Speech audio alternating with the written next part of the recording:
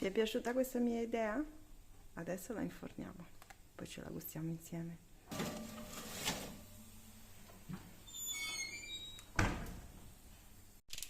Ed ecco il risultato dopo 30 minuti di cottura a 190 gradi nel mio forno.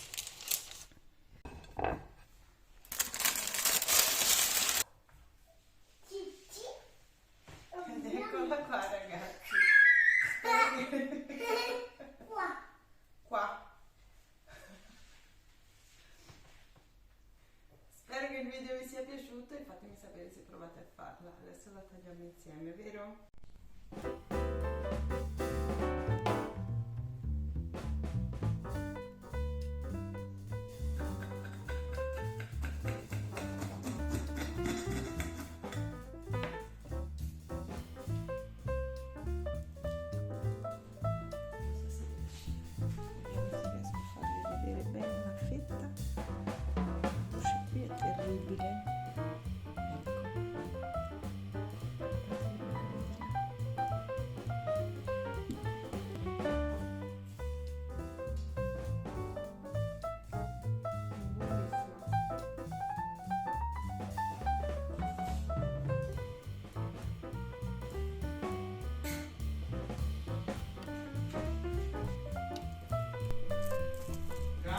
Oi.